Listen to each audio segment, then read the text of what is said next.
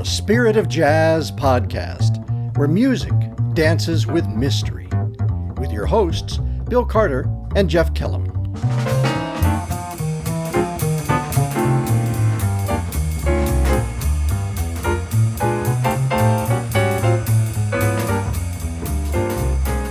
Welcome to the Spirit of Jazz podcast. This is Bill Carter. And I'm still Jeff Kellum. And this is episode 5. We're calling this Crossing the Dotted Line. And to introduce today's topic, we're going to tell you 2 quick stories. The first time I ever played jazz piano in a church was a Sunday event when our teen youth group presented a skit. It was a skit on the famous parable of the prodigal son. A young youth demands his inheritance up front from his father, and receiving it without so much as a reprimand or whimper, he heads into the city and squanders it on what the writer calls loose living. Well, that was my moment in this performance. It was a party scene in which I was sitting at an upright piano, a bowler hat on my head, and a few caricatures of loose women hanging on my shoulders. And I banged out some New Orleans stride piano in the style of Jelly Roll Morton. The inference was clear. Jazz music, particularly of a Crescent City bent, was the soundtrack for dissolute living. And on the way out the door, one man joked, "I've never heard that music before in a church." He implied that he never wanted to hear it ever again. For him, there was a clear line dividing sacred and secular, and I had crossed it. Music that had been once performed in the waiting rooms of bordellos did not belong in a Protestant sanctuary, and the youth group's skit had reminded him of this. And this, Bill, is a deep tradition with church folk. There's a Ladies' Home Journal article from 1921. Anne Shaw Faulkner published an article asking the question, does jazz put the sin in syncopation? So here we are, the Roaring Twenties are beginning, and she sounds the alarm on this new popular music. And she quotes a letter from Henry Van Dyke, and his verdict is this: as I understand it, Van Dyke writes, it is not music at all. It's merely an irritation of the nerves of hearing, a sensual teasing of the strings of physical passion. Its fault lies not in syncopation, for he admits that's a legitimate device when sparingly used. But jazz, he says, is an unmitigated cacophony, a combination of disagreeable sounds and complicated discords, a willful ugliness, and it goes on, a deliberate vulgarity. There's this other line, jazz music was invented by demons for the torture of imbeciles. So take that, Reverend Carter. Well, yeah, and this is the same clergy person, Princeton faculty member, and he composed the lyrics to the hymn, Joyful, Joyful, We Adore Thee. For a lot of people, there's this double line between sacred and secular, and it shall not be crossed. Yeah. And some of that may be a recollection of old racist thoughts. You know, some folk not wanting those people's music in my sacred place. But some of it has to do with maybe what is clean and what is dirty and what is foul and what is proper. You know, I really wonder, Jeff, is life that tidy? This makes me think of a story from my seminary days when we were encouraged to go worship in various churches and a synagogue. And we went to a Pentecostal church, and a teenage girl was there visiting with her electric guitar. And I had never heard an electric guitar in worship. It was wonderful. I was not particularly into rock, but man, the way she played the guitar and the way the people in that Pentecostal church responded, that was the new kind of worship for me. I don't know when it was I first heard a saxophone in a worship service. It was probably when I hired a saxophonist myself. Well, you know, in that first episode, when we began this conversation, we talked about the wow moment, the moment when music is happening and we sense something extraordinary going on. There's great musical skill and positive energy and deep humanity and imaginative interaction, and yet something else. Something big, something mysterious. Dare we say something spiritual? Well, isn't that why we call these wonderful songs of the heart spirituals that come out of the African American community? Mm-hmm. Mm-hmm. They are deep, deep in the heart. This is not purely intellectual music. It touches something that is touched in sacred places.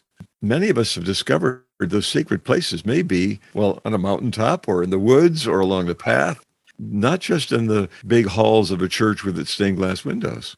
Well, and I do recall, it's a painful memory from 25 years ago. I was playing the piano as a guest alongside a professional chorale, and we got to a couple of tunes in the program that were African-American spirituals. One of the altos got off the risers and departed the stage. We sang, and then she came back on and sang the next couple of pieces.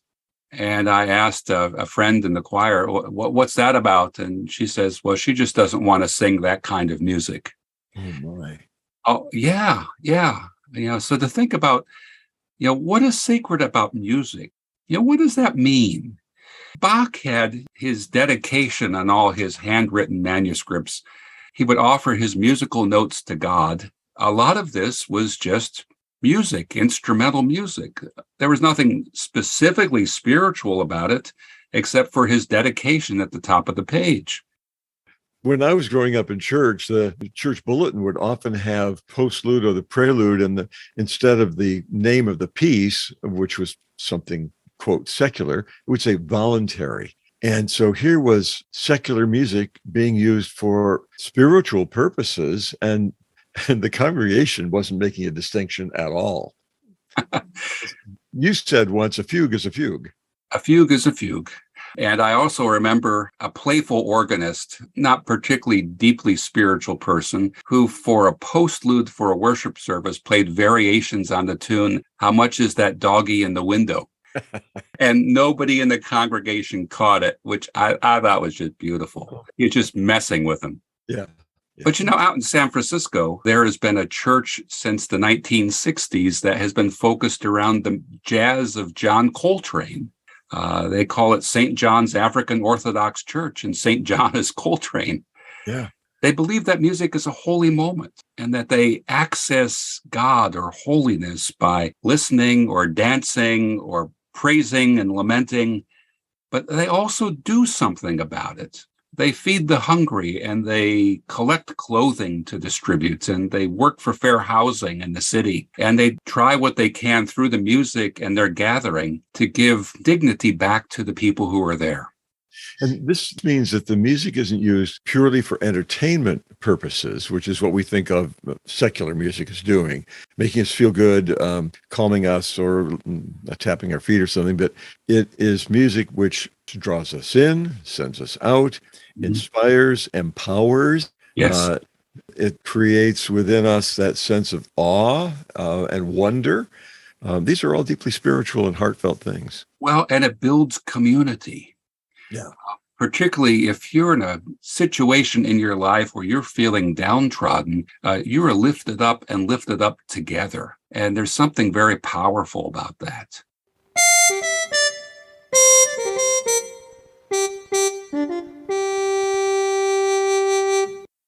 Musicians of faith have crossed this supposed line many, many times, making me think it's not a double line, it's a dotted line. You remember that time some years ago, we invited Dave Brubeck to speak to a group of our friends? Yes, indeed. I do remember that. How can you forget that? It was a hoot.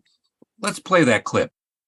And then an organist played for me, "O Sacred Head, Now Wounded," and she knew the original words. "I cry into my bearstein, my love has gone away."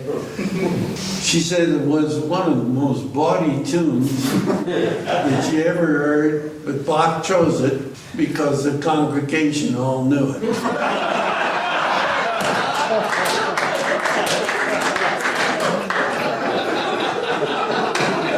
So when I think of the respect we have for "O Sacred Head, Now Wounded," probably the most religious theme that Bach ever used. I think he used it 9 times in B minor Mass, or one of those. And to think that it came from the people in a drinking song, how can people ever put down jazz?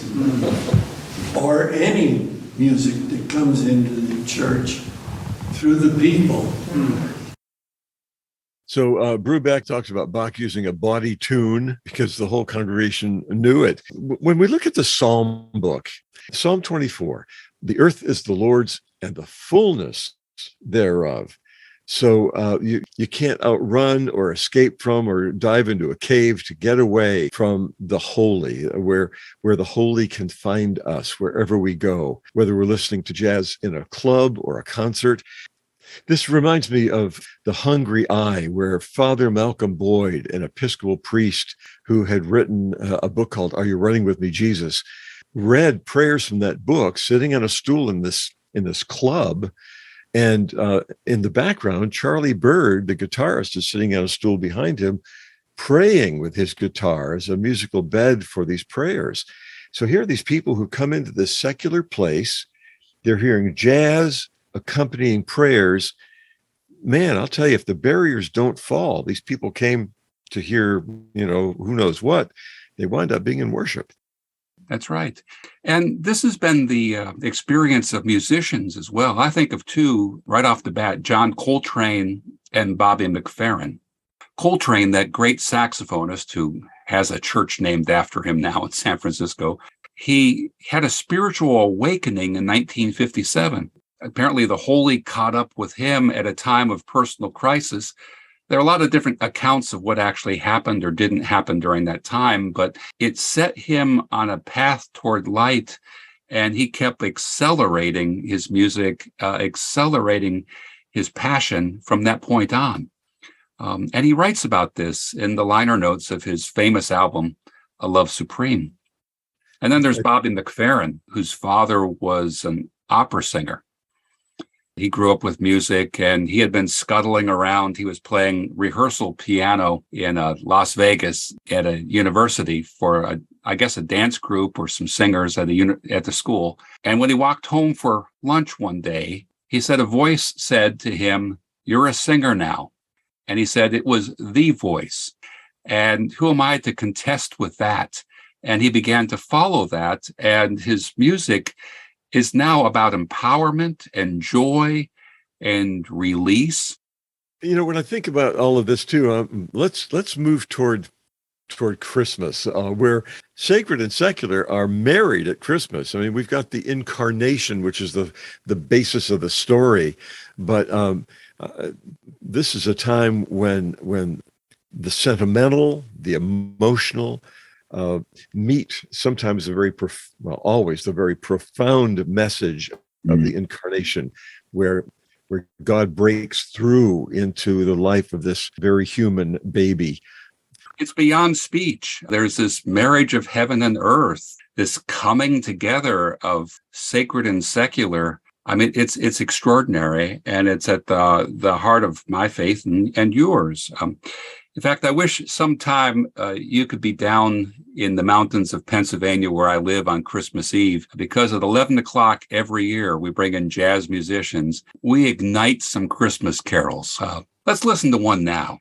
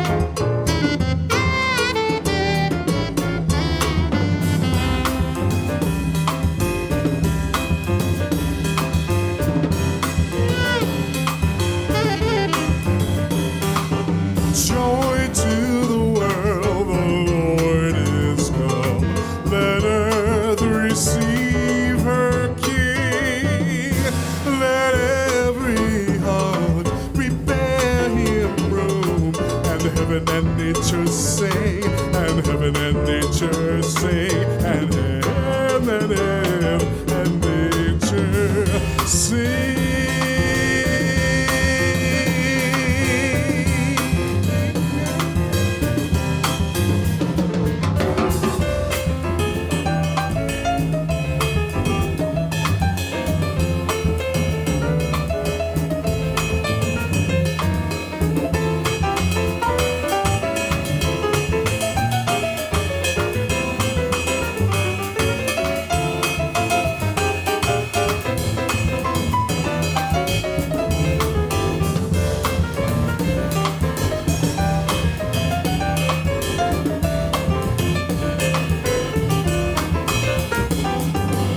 Joy to the earth, the Savior reigns. Let men their songs employ, while fields and floods, rocks, hills, and plains repeat the sounding joy, repeat the sounding joy, repeat the sounding joy.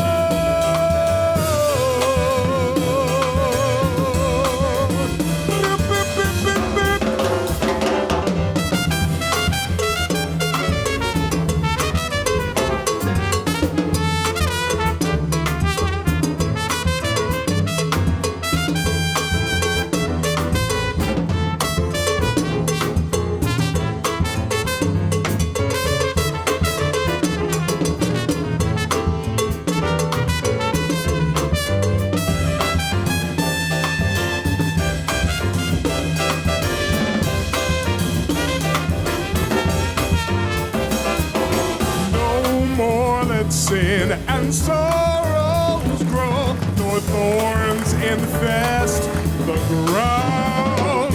He comes to make his blessings flow, far as the curse is found, far as the curse is found, far as the curse is found.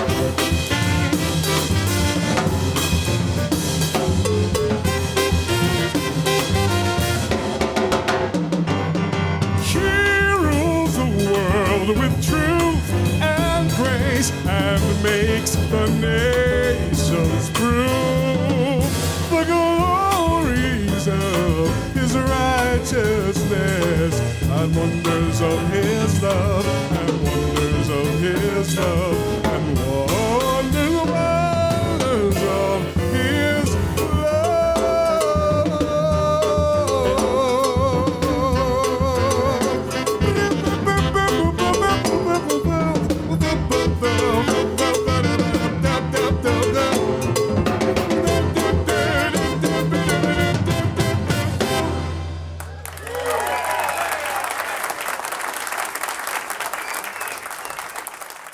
Sacred, secular, there's no double line between them. It's a dotted line. One touches the other touches the one. It's back and forth all the time, and you hear this repeatedly in the spirit of jazz.